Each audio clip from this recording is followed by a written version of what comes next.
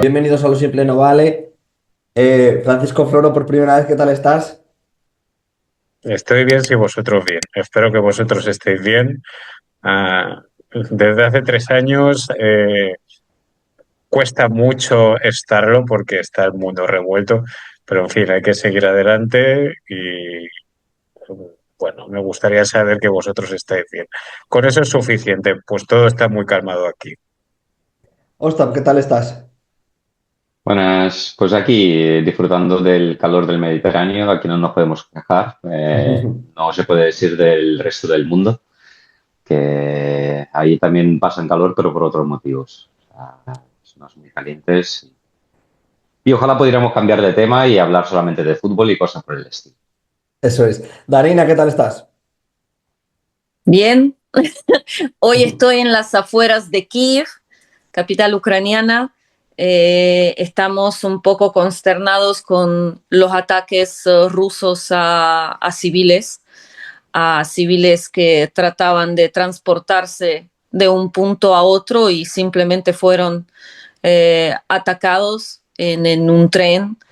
Y la verdad que estamos pasando, yo como digo, yo soy de la capital y estamos pasando bastantes ataques seguidos, lo que resulta dormir demasiado difícil, y los niños igual, y ahora que están en vacaciones y tienen la oportunidad de descansar, ir a algún lado, algo, y la verdad que es muy difícil llevar una infancia en un lugar donde constantemente tratan de exterminarte.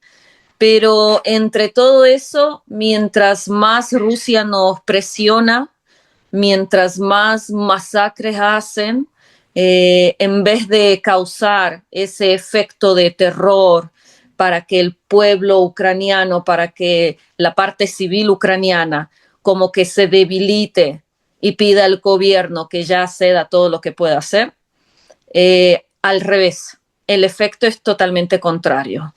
La gente tiene diferentes reacciones, factor humano, pero puede reaccionar con agresión, puede reaccionar con que más hombres van a movilizarse, a reclutarse o como voluntarios, y los voluntarios que son de juntar dinero para apoyar a los militares se junta aún más. Es decir, hay estadísticas de que después de este tipo de ataques como los que vieron, seguramente vieron, um, se envía aún más dinero para el apoyo militar. Y así somos muy fuertes, pero cuesta mucho. Francisco, ¿a ti también te parece que lamentablemente la masacre que continúa Putin, pero también crees que debido a la atención internacional que está en Oriente Medio, Putin está aprovechando aún más para bombardear y causar más muertes civiles en Ucrania? Pero un usuario en Twitter, no recuerdo ahora el nombre, puede ser que fuese Kosakundi, puede ser que fuese cualquier otro, se quejaba de que si esto hubiese sucedido en cualquier país, el bombardeo de un tren lleno de mujeres y de niños, que ocuparía la primera plana de todos los telediarios. Y aquí en Ucrania es algo más, ¿no? Es como que la gente ya se ha acostumbrado, y como la gente se ha acostumbrado, ya no es noticia, ya no tenemos que lamentarnos y ya no tenemos que hacer nada al respecto. No tenemos que ayudar, no tenemos que exigir que esta matanza pare. No es así. No es así. La gente no debiera tener distintos baremos, distintas varas de medir para los distintos conflictos en el mundo ni para su estado de desarrollo. Creo que 3 años de conflicto, más de 3 años de conflicto, ya son una tragedia muy grande para el pueblo ucraniano, y eso además añadiendo los anteriores, porque esta guerra realmente se inicia en 2014, es cierto que a una escala menor, y si Rusia no avanza, como parece que no quiere avanzar, hacia un armisticio, debiéramos exigir a nuestros gobernantes que empleen más recursos en forzarlo. Y esos recursos se llaman sanciones y se llaman también apoyo financiero y apoyo militar a Ucrania. Concretamente es muy lamentable la posición que está llevando a cabo Estados Unidos, autoproclamado árbitro de las relaciones internacionales. Y si no hubiese esperanza de cambiar esa posición, porque sabemos que los miembros del gobierno de Estados Unidos tienen ciertos lazos con Rusia, debiéramos asumir la responsabilidad que nos toca como europeos. Entonces, viendo ante este panorama y ante declaraciones de los servicios de inteligencia que una guerra en el resto de Europa es algo bastante plausible en el futuro reciente, es incomprensible para mí como español que nuestro presidente intente escaquearse de la inversión que la OTAN requiere para nuestra defensa. Pero es que la inversión para nuestra defensa no es solo la que se hace en el contexto de la OTAN, sino que toda inversión que se haga en Ucrania es una inversión defensiva. Además, en la industria militar ucraniana, por ejemplo, en los últimos días he leído que un país nórdico, creo que era Noruega, estaba, puedo estar equivocado porque mi memoria es mala, pero la esencia de la noticia es que estaba invirtiendo en drones navales ucranianos, de manera que Noruega se beneficia también de esta tecnología, también la puede implementar en su ejército. Es algo surrealista que después de 3 años de guerra a gran escala, con cambio de paradigma, con sensorización del campo de batalla, con 70% de bajas rusas provocadas por los drones no se hayan implementado en el ejército español. Pues esto es lo que quiero decir, que no solo tenemos una responsabilidad moral con Ucrania, que está además guardando el flanco oriental de la OTAN y de la Unión Europea en su conjunto, sino que además sería muy beneficioso para nosotros invertir en esa tecnología. Oscar, tú como también estás viendo el paradigma actual, donde, repito, Putin sigue cometiendo crímenes de guerra en Ucrania. No es nada nuevo bajo el sol que Rusia esté cometiendo crímenes de guerra. La cuestión es eso, que el foco mediático no está tan puesto sobre Ucrania y anteriormente cuando pasaban masacres como la que vimos hoy justamente, eh, había una, había noticia en cada uno de los telediarios, en cada uno de los periódicos, etcétera. La gente se indignaba aquí, preguntaba a los políticos al final también son seres humanos y tienen que reaccionar a ello, y eso incrementaba la ayuda que llegaba a Ucrania. Se tomaban ciertas medidas que podían llegar a presionar a Rusia y ha habido momentos donde tuvieron que reducir ese tipo de ataques. Ahora mismo tienen completa impunidad para realizarlo. Se escudan con el proceso de negociación, al menos con Estados Unidos, etcétera, para no tomar ninguna acciones, pero yo creo que es el momento. O sea, cada vez que pasen cosas del género, todo el mundo libre que apoya a Ucrania, todos los socios, deberían de apretar a Rusia y decirle que estas cosas no son gratis y que tendrá que pagar, porque solamente entienden el idioma de la fuerza al final. Francisco, no sé si quieres añadir alguna cosa más, si no, está claro que lo que está sucediendo en Oriente Medio le está afectando a Rusia en la guerra de Rusia y Ucrania, porque estamos viendo que Rusia implementa los ataques en Ucrania y además cabe destacar que los drones Ahed son de Irán, o sea que todo tiene relación de lo que sucede, lamentablemente.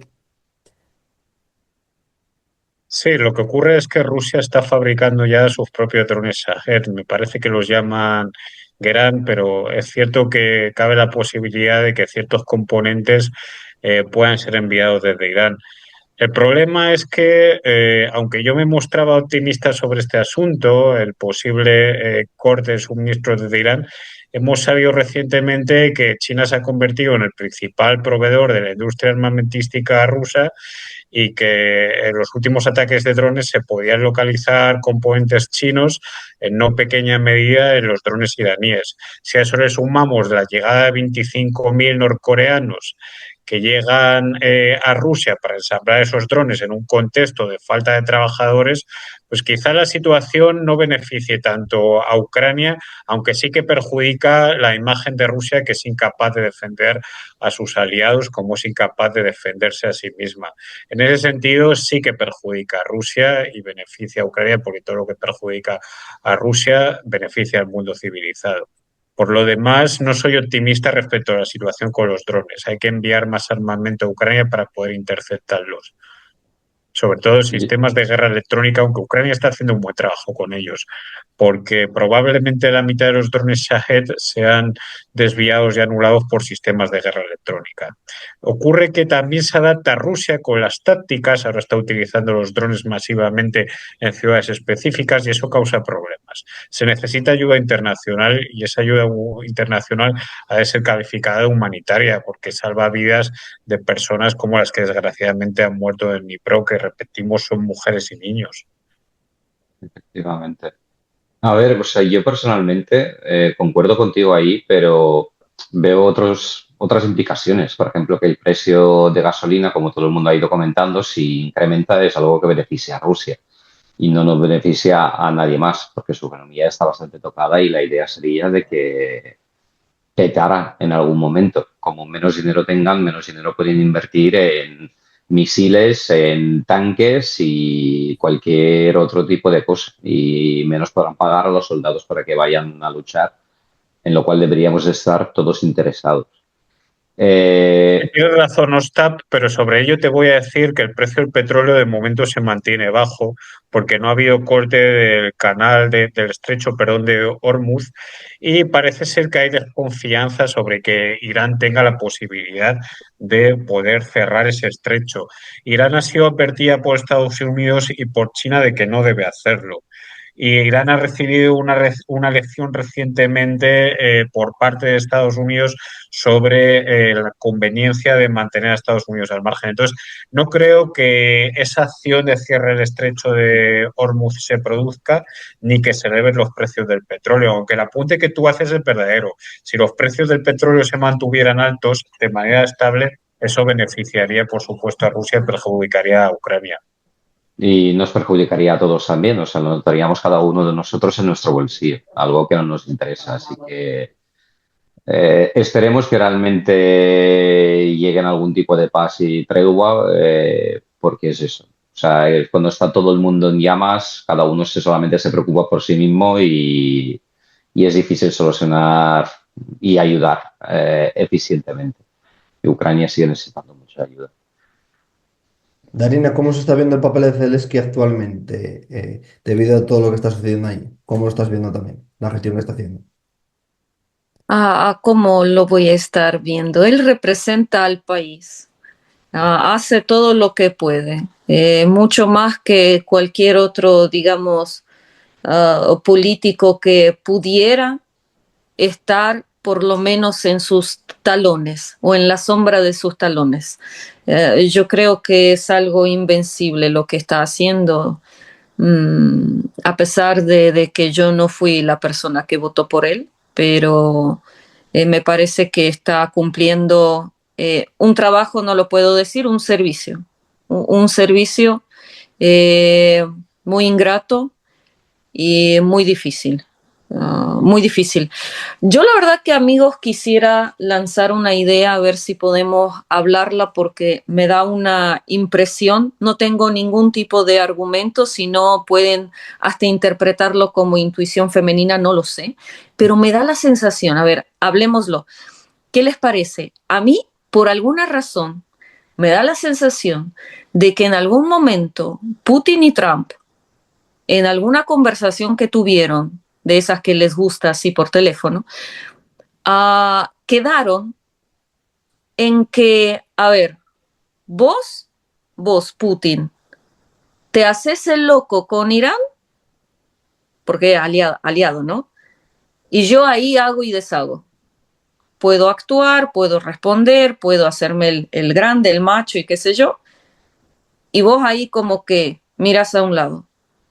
Y por otra parte, vos haces y deshaces todo en Ucrania y yo me hago el loco, giro para el otro lado.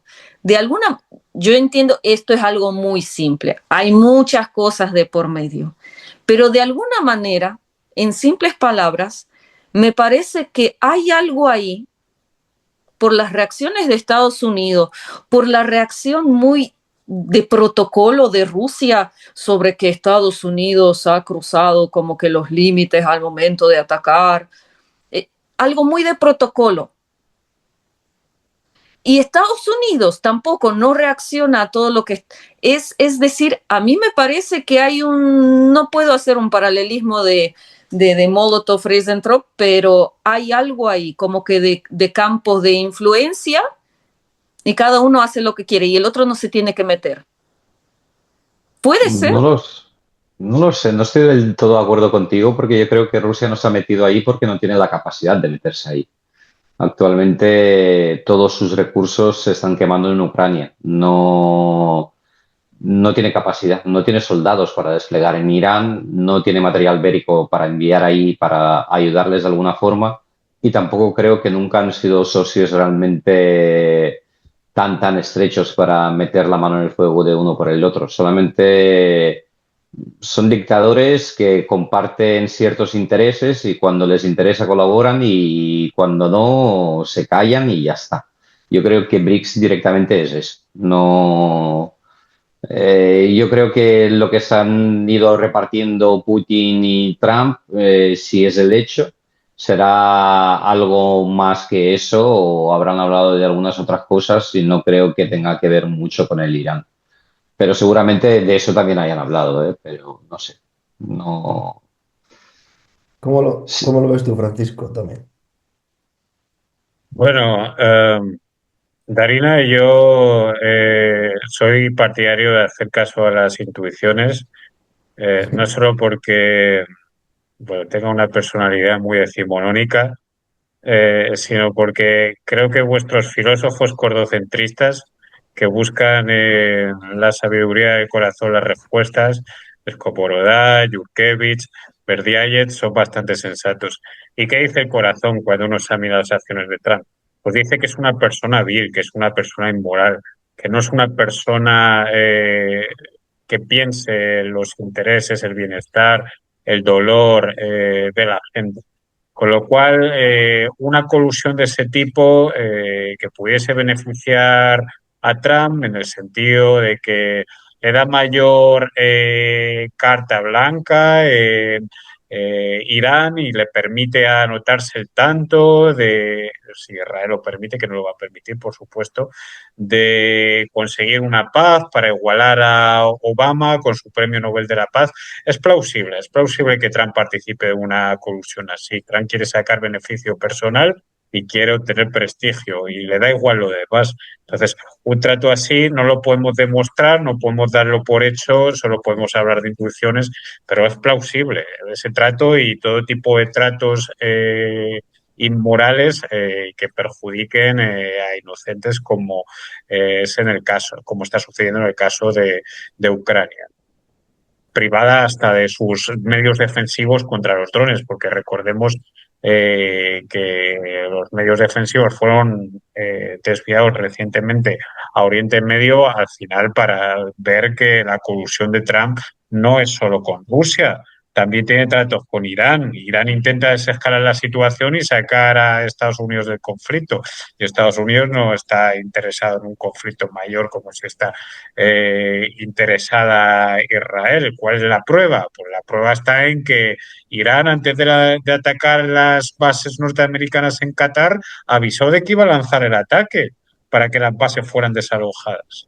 Entonces, insisto, no es que podamos dar por hecho que existe un trato así, pero digamos lo que es Trump, digamos claramente lo que es Trump y hasta dónde puede llegar y con quién se asocia Trump y con quién pacta Trump. Trump no tiene ningún problema en pactar un armisticio con la dictadura de los ayatolás, como no tiene problemas en pactar con Putin y conseguir un beneficio mutuo, y como no tendría problemas en pactar con el mismísimo diablo. Sí, pero yo creo que es Le importante lo que habéis encantaría. dicho. Eso, yo lo que yo digo es importante ahí lo del petróleo y China. Yo creo que al final eso es muy importante. Al final si se mete Putin a ayudar a Irán, ahí el petróleo y los negocios ahí van a estar de su socio China, va a estar complejo. Yo creo que tampoco se mete por eso más porque haya pactado algo con Trump, y no, aunque no haya sido público. Pero al final yo creo que el mundo está tan interconectado que no es una cosa que decidan dos personas y ya está. O sea, al final tú tienes países como Israel que han hecho lo que han hecho también y cuántas veces han torcido la mano de Trump como han querido. Están los chinos que también tienen sus intereses y aprovechan la oportunidad, ya sea con Rusia, con Irán o en cualquier otro lado. Están luego los países pequeños que también van haciendo lo suyo, está Turquía, etcétera, y luego estamos también los simples mortales que también yo creo que influimos de alguna forma, ¿no? A título personal, o sea, demasiado interconectado está todo para que solamente dos personas, por muy poderosas que sean, lo hayan tenido todo escrito sobre el papel. En una guerra se sabe cómo entra, pero no se sabe cómo se sale. Bueno, Trump ha quedado en ridículo en muchas ocasiones. Iba a acabar en su principio de su mandato 24 horas con la guerra de Ucrania y Rusia, ya hemos visto. Y, y con Israel e Irán igual. Ha dicho muchas cosas, que le daba 60 días. Luego enseguida Israel no Two le ha hecho caso a weeks. Netanyahu. Si es que al final queda retratado él solo con todo. Se calienta en Twitter. En X, vamos, en otras redes sociales y al final queda retratado de que por mucho que se crea el jefe del mundo por ser presidente de Estados Unidos, no depende de las cosas solo. Ha habido maniobras con Bielorrusia, no sé si también ha habido gente de Estados Unidos que ha ido a Bielorrusia. También no sé cómo, si eso es preocupante.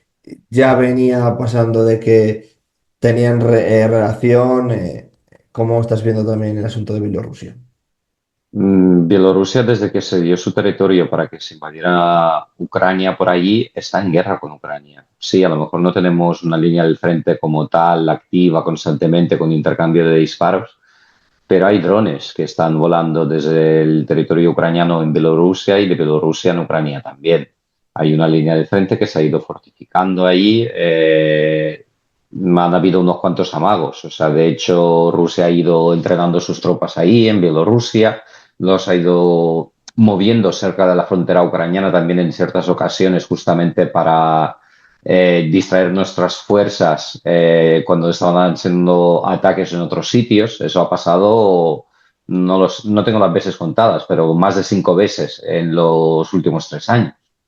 Eh, en cualquier momento es una zona de peligro constante para Ucrania. O sea, Ucrania tiene que irse con un ojo ahí y nunca sabemos lo que puede llegar a pasar. O sea, que vaya a pasar, no lo creo. No creo que a Lukashenko le interese, pero bueno, siempre le pueden forzar. Yo creo que el Putin tiene suficiente influencia para forzarle si estuviera interesado. Ahora bien, tampoco creo que Rusia tenga recursos suficientes para lanzar una ofensiva de una envergadura grande.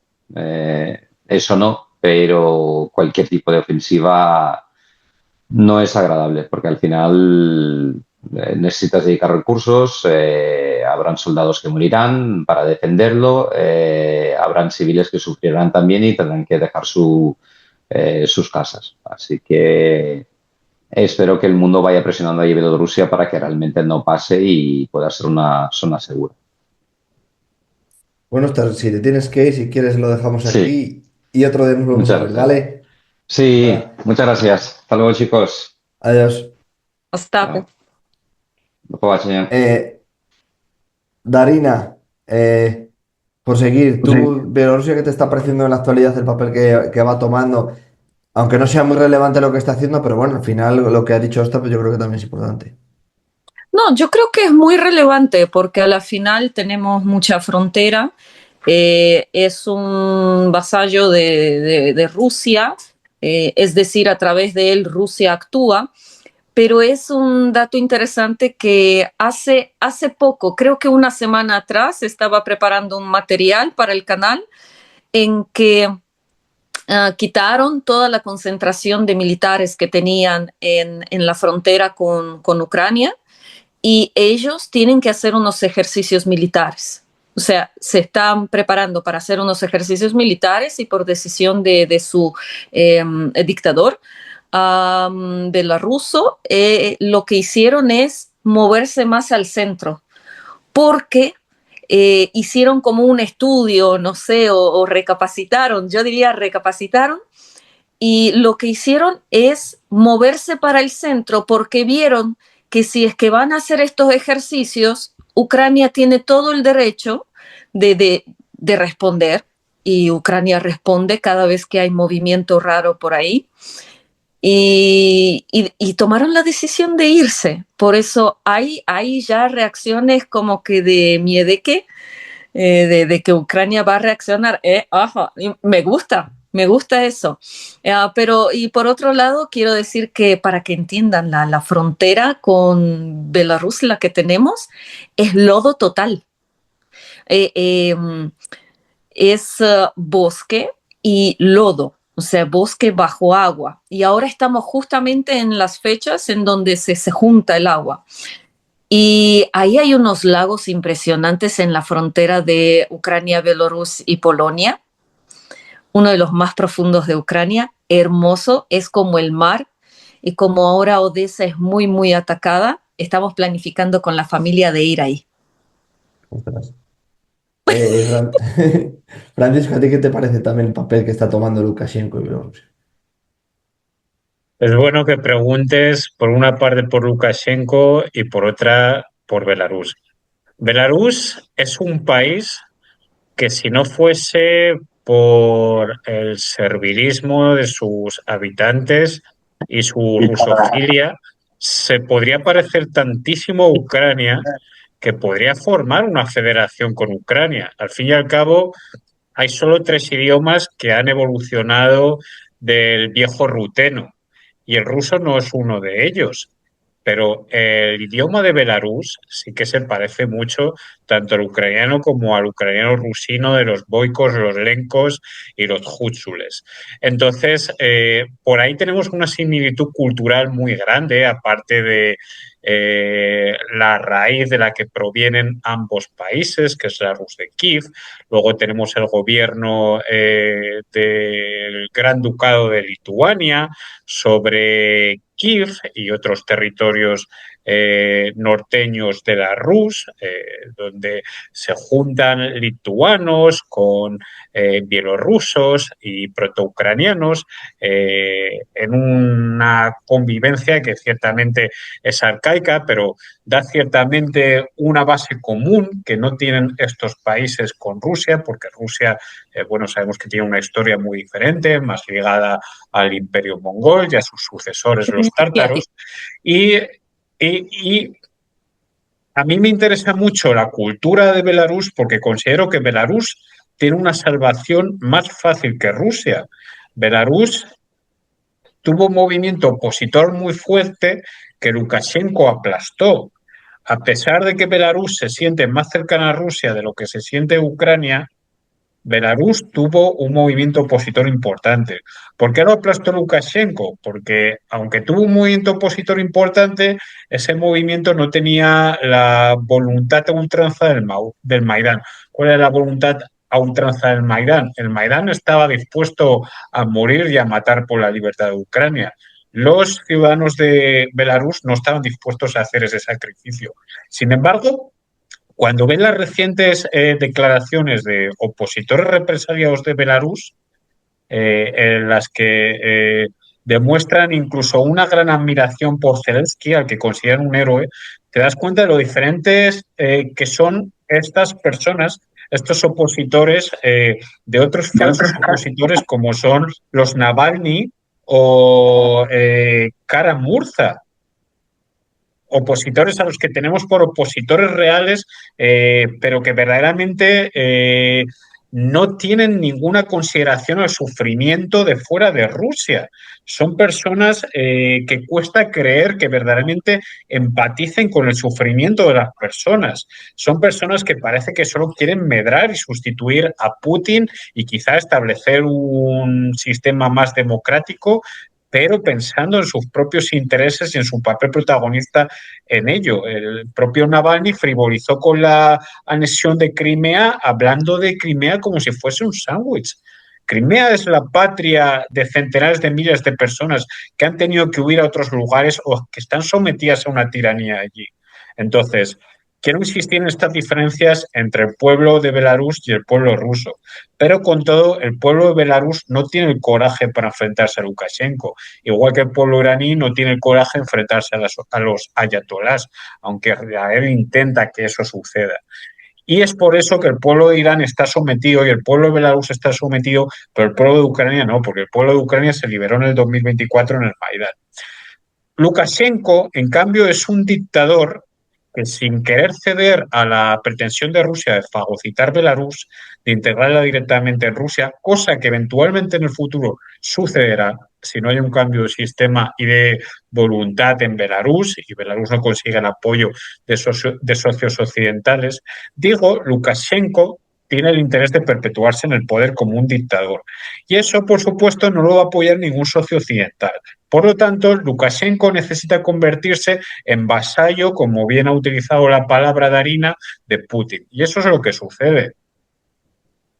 ¿Qué sucede? Respecto a este ejercicio concretamente, perdón que se me olvidaba comentarlo entre tanta perorata, hay que decir que es cierto que se ha intentado alejar el ejercicio de las fronteras de Belarus, no solo de la frontera sur con Ucrania, sino también de la frontera occidental, y se ha reducido el número de efectivos teóricos que participarán, que ahora se supone que es de 13.000. ¿Por qué? Bueno, pudiera ser que a Rusia le falten efectivos para su guerra genocida o pudiese ser que esta sea una maniobra de distracción, pretender sobre el papel reducir el tamaño del ejército, pero implicado en este ejercicio pero en la práctica enviar un contingente suficiente para poder atacar no solo Ucrania, sino el propio corredor de Suwalki y así distraer nuestra atención. Entonces, hablemos de que aquí sucede algo, ¿no? Si había un cambio de planes, puede ser por miedo, efectivamente, a la contestación y la preparación de Ucrania y de los países bálticos, pero también porque ante lo realista que se está volviendo la invasión de los países bálticos por parte de Rusia, es necesario hacer las cosas de manera más solapada para que los países occidentales puedan seguir dormidos, igual que sus votantes, que no son capaces de exigir a sus políticos que inviertan en su defensa y poder, quizá a un plazo corto, a un plazo mayor, lanzar esa campaña de desarticulación de la OTAN y de anexión de los países bálticos con mayor seguridad. Yo la verdad que quisiera aumentar en que además de lo que uno se imagina, si nuestros oyentes que están viendo este video, se pueden imaginar que la lucha, cuando es una acción bélica, es solamente fuego, disparo, artillería y etcétera. Pero realmente la guerra viene primero con la cultura. Primero te lavan el cerebro. Y de lo que estamos hablando de Bielorrusia y de Ucrania, es verdad que tenemos muchas cosas parecidas porque territorialmente estamos cerca, porque culturalmente estamos mucho más cerca y hemos compartido periodos históricos importantes que pudieron mantener nuestras ambas culturas. ¿Cuál es la diferencia de estas ambas naciones? Es verdad que ellos están bajo dictadura hace un montón y Lukashenko es un dictador con mucha más experiencia que el pequeño Putin, pero Putin lo sobrepasó después porque ya lo doblegó, ¿no? Pero yo creo que ellos se dieron porque había tanto ruso incrustado como en Ucrania. En Ucrania también hay mucho, y hasta ahora, y tienen descendencia y todo, y hay ruso entre nosotros. Pero en Belarus fue muy intenso, y por no poder defender tanto su idioma, su forma cultural de expresión, sea vestimenta, publicaciones literarias, etcétera, porque el régimen soviético, o antes de soviético, el bolchevique, asesinaba a la élite cultural, siempre. Y fue en parte allá y en Ucrania. Pero porque ellos tenían mucho más cáncer ruso y no pudieron vencer ese tumor. En Ucrania sigue habiendo cáncer ruso y muchos siempre piensan, bueno, muchos piensan en que estamos exagerando, que somos ultras al decir que no hace falta defender al ucraniano, hay que defender a los pobrecitos rusos. Pero los propios rusos en Ucrania nunca han defendido su cultura rusa, porque siempre han querido decir que todo esto es ruso. Siempre han querido decir que el idioma debería ser ruso el principal, pero nunca han tenido, digamos, casas culturales para poder difundir su idioma, supuestamente su cultura o algo. Decían que la mayor diáspora rusa es en Ucrania. Mentira, nunca han tenido diásporas porque siempre se querían mezclar como parásitos para poder exterminar lo ucraniano. Por eso cada vez que escuchan a un ucraniano que o se pasó del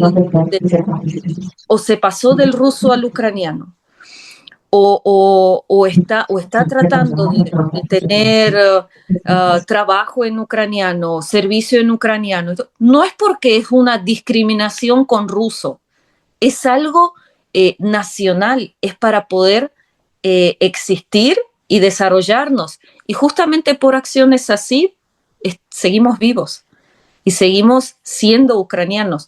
Bielorrus, a lo que iba, no pudo hacer con eso. Y de hecho, yo he conocido a muchos activistas bielorrusos que ellos vinieron a Ucrania y ellos podían continuar con sus actividades desde Ucrania. Y aquí en Ucrania eran perseguidos por el régimen bielorruso y por los agentes rusos y asesinados dentro de Ucrania. Francisco, ¿quieres añadir algo a lo que está diciendo Darina? Coincido absolutamente con Darina. Es que nunca examinamos la importancia de la guerra cultural, pero hay que recordarle a los oyentes, si es que no lo saben, que a Ucrania se le arrebató el Kubán no por medio de las armas, sino por medio de una guerra cultural, por medio de una rusificación. Igual que se le arrebataron partes de la llamada Ucraina eslovítica o esloboda por medio de la rusificación, por medio de una guerra cultural. Y bueno, pues en su momento lo denunció el disidente ucraniano soviético Iván Yuba, cómo estos mecanismos de rusificación eh, trastocaban completamente la política ucraniana, incluso después de la época de Stalin, que quiso destruir la nación ucraniana, no solo por medio del hambre genocida del Holodomor, sino que llegó a decir que era una lástima y que le contrariaba que no pudiese enviar a todos los ucranianos a los gulag. Incluso después del estalinismo, ese genocidio de Ucrania continuó por medio de medios culturales. Los rusos pasaron de ser menos del 10% de los habitantes de Ucrania al 20% durante la Unión Soviética. Hubo un reemplazo, hubo una aculturación, una fagocitación del pueblo ucraniano. Entonces, no debemos olvidar la guerra cultural. Y, por cierto, si alguien quiere entender algo más el trasfondo de esta guerra cultural y entender lo injustos que son los rusoparlantes y rusófilos cuando hablan de discriminación de los rusos en Ucrania, cosa que en verdad no sucede. Se le puede remitir a un documento muy interesante que fue escrito, no recuerdo el nombre del autor porque mi memoria es muy mala, pero un intelectual ucraniano de cierta importancia fue escrito en los años posteriores a la independencia del 91, la primera década, que se llama Ucrania sin ucranianos. Se puede leer un fragmento traducido al inglés en un libro que se llama Hacia una historia intelectual de Ucrania. En inglés es algo así como Towards a Intellectual History of Ukraine, algo como eso. Ese es un libro muy interesante porque reúne fragmentos del pensamiento ucraniano y este viene muy a colación de lo que estamos hablando. Chicos, no sé si queréis añadir alguna cosa más. Yo creo que es importante resaltar en que pase lo que pase fuera de Ucrania, aquí seguimos resistiendo, seguimos haciendo todo lo que está en nuestras manos. Nuestro mejor héroe es siempre el militar, porque es el que nos defiende, es el que no duerme, es el que me mantiene viva a mí, a mis hijos y al pueblo ucraniano. Y nosotros, si nosotros estamos vivos y si no estamos sirviendo si no somos militares, entonces tenemos que hacer de todo por ellos. Estamos muy agradecidos y bueno, tenemos que continuar. Si nos ven bromeando, haciendo chistes y todo, no es porque nos reímos de la guerra o algo, sino porque solamente el humor, el buen ánimo, nos hace mantenernos fuertes, animados y tener pequeños momentos de felicidad para poder siempre dar una buena respuesta al enemigo que tenemos, porque a la final es un vecino y yo creo que la mejor salida es la disolución de Rusia. Pues bueno, Francisco, no sé si quieres tú también añadir algo más, si no, espero invitaros otro Se ha día dicho todo. y hablar. Por lo dicho, chicos, muchísimas gracias y un fuerte abrazo. Slava Gracias Ukraini! a ti, Alberto. Adiós. Heroyan Slava.